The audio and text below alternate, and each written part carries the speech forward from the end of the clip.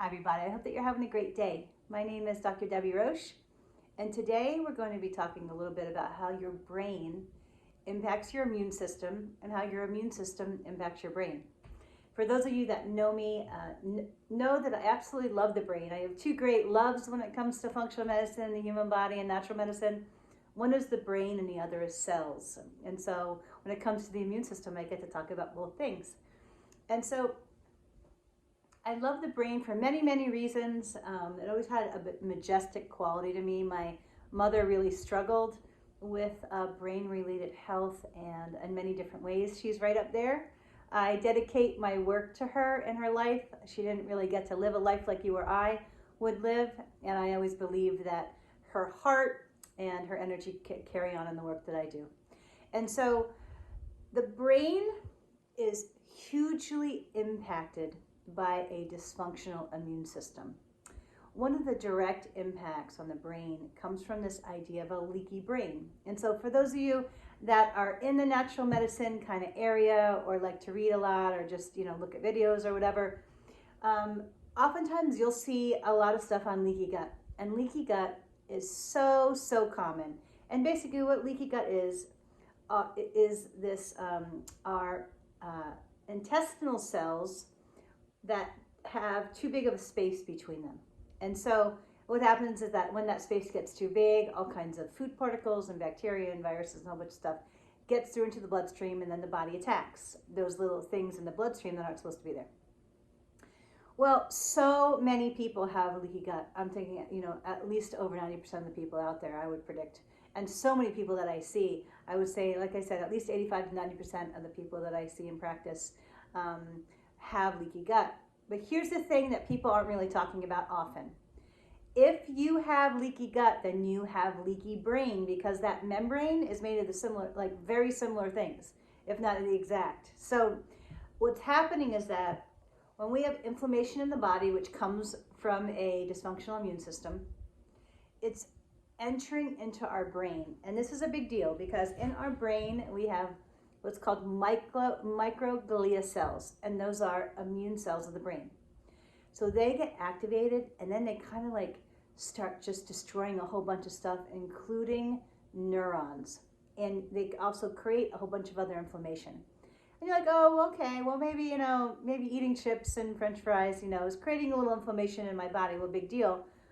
Well, we only really have a certain number of neurons in our lifetime. So as this is damaging our brain, over time, this can lead to premature aging of our cognitive ability in our brain. It also increases inflammation, and so that increase in inflammation makes the covering of the myelin sheaths of our nerves swell up, so the electrical activity in the front of our brains gets compromised, and so that can lead to symptoms like brain fog and depression and not being able to think clearly or quickly and a lot of other things.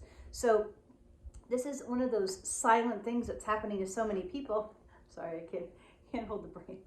Okay, so it's happening to so many people, but nobody is really identifying it as the symptom generator. And so also I wanted to talk a little bit about how our brain impacts our immune system. So it's not just a one-way street here. So we have our brain impacting the immune system and our immune system impacting our brain. So what happens, for those of you that have experienced trauma, I am one of those people. I've had a lot of trauma in my history, especially in my childhood, part of that one being sexual trauma. So when we walk through an experience where our brains are in an exaggerated stress state, what happens is that it overactivates an area called the amygdala, which is connected to the stress systems that involve our adrenal glands and our HPA axis.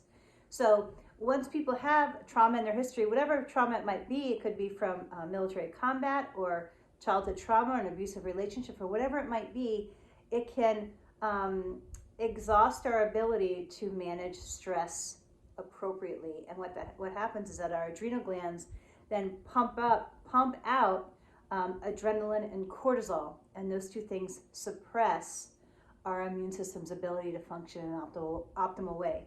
So oftentimes when I see people that are struggling with symptoms relating to immune system and immune function, what's really happening is that their adrenal glands and HPA axis, which the adrenals are a part of, is not working correctly because of this after effect of extreme stress. And so that's one of the main things I wanted to cover today was that direct link between our exhausted adrenals and our overall health system of our immune system and our immune cells.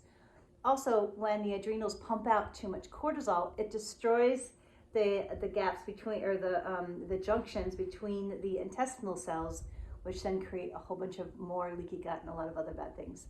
And so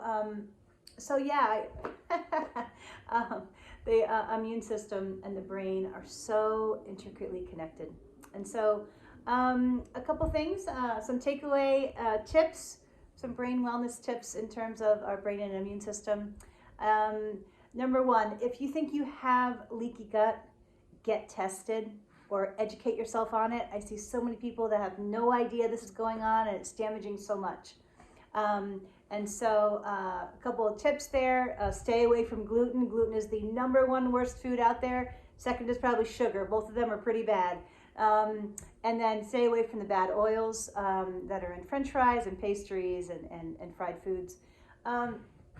Also, when working on stress, there's a couple of things that are really helpful with stress. One being chiropractic. It actually greatly decreases the stress response and it helps make it stronger and healthier. Also, acupuncture. There's an awesome trauma protocol that I use both on myself and on my patients, that you can actually help regulate the overactivity of the amygdala, that trauma can actually overactivate and kind of create an overactive response. Also, essential oil, by having that around and smelling it often, helps to activate the frontal lobe of the brain and electricity, and it can deactivate the amygdala as well. Doing a lot of wellness around alkaline eating and making sure you're hydrated and eating alkaline foods actually can help deactivate the overactive amygdala, and that can help deactivate the stress response. And so those are just some quick tips for alkalinity. Hydration is very helpful. Lemon water is very helpful. Greens, eating a vegetation and greens. Juicing is awesome. And that's my wellness tips on the brain and the immune system. So hope you're having a great day. Take care. Bye-bye.